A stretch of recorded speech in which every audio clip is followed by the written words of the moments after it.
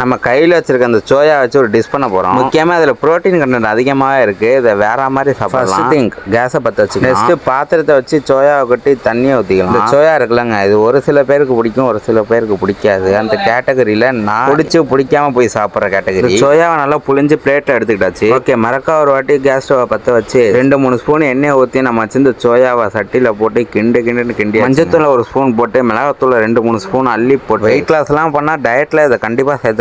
வேற மாதிரி ஒரு டிஷ். நம்ம வச்சிருந்த சிக்கன் 65 பவுடர் அள்ளி போட்டு சால்ட்டை பரபரன்னு தூவி விட்டு நல்லா கிண்டி விட்டாங்க. மறக்கா எண்ணெய் 4 ஸ்பூன் ஊற்றி வெயிட் லாஸாக பண்ணும்போது கொஞ்சம் கம்மியாக ஊற்றிக்கோங்க. எண்ணெய் வீட்டில் கார்ன்ஃப்ளவர் கொஞ்சம் வந்து அதை கார்ன்ஃப்ளவர் கரைச்சி கொஞ்சம் தண்ணி மாதிரி எடுத்து அதில் ஊற்றிக்கோங்க. நல்லா மூடி விட்டு 2 நிமிஷம் கழிச்சு டீப் ஃப்ரை ஆனோன்னா எடுத்தீங்கன்னா அவ்வளோதாங்க, வேலை முடிஞ்சு. நம்ம வீட்டில் நீ கர்ட் ரைஸ் பண்ணியிருந்தாங்க. நம்ம செஞ்சு வச்சிருந்த டீப் ஃப்ரை சோயாவில் கொஞ்சம் நம்ம வீட்டில் கீரை செஞ்சுருந்தாங்க. கீரை கொஞ்சம் வச்சு முட்டை கொஞ்சம் வச்சு அதோட உருண்டை பிடிச்சி ஒரு வாய் எடுத்து சாப்பிட்டேன் பாருங்க.